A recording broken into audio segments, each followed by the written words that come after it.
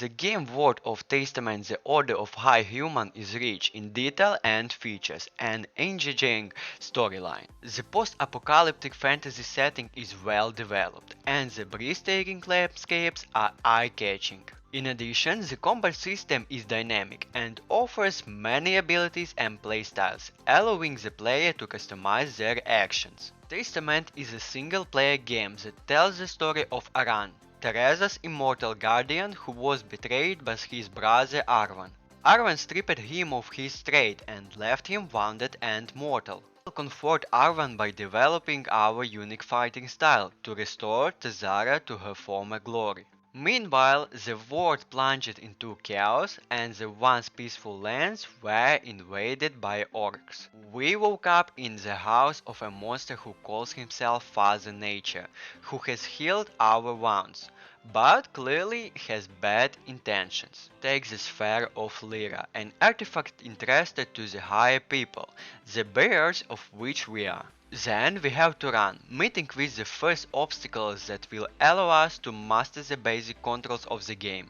Let's talk about gameplay. Aaron's movement mechanics are typical of first-person action games.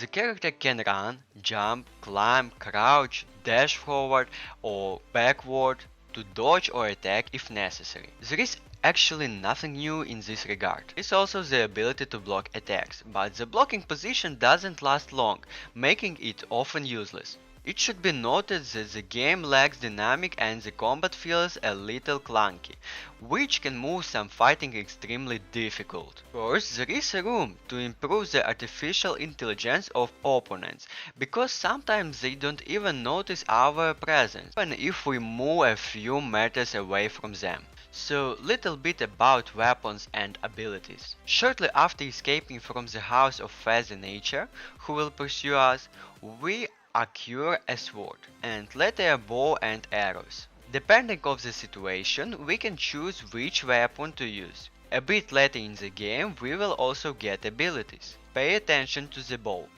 The number of arrows is limited. So in addition, we have the light skill, which when activated allows us to use the weak points of enemies and objects with which we can interact. By earning experience points, killing monsters and completing quests, we can skill points that can be spent on a skill tree that allow us to hone our preferred fighting style and develop our own unique approach. Killing monsters and destroying boxes along the way, we will also find potions that restore health points and state of mind. We will also find creation shards, which will allow us to create consumables that can be used with the consumables wheels and give bonuses.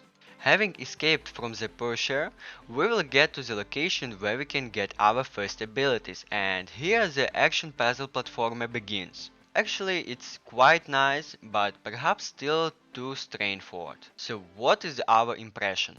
Testament takes an approach that combines different genres that are not usually found in similar games with mixed results. One thing that works really well is opting for platforming elements, using wall running and jumping mechanics, which adds another layer to the puzzle solving and level navigation that is really fun.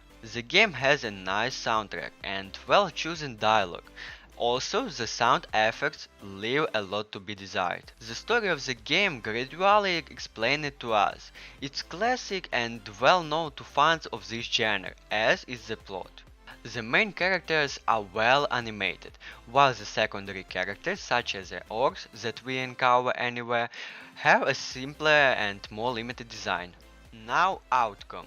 The game has a good potential. With a well-crafted storyline, it can be fun, but the combat mechanics definitely need some work. Nevertheless, this is a worthy achievement, given the small team that worked on the project for just 5 years.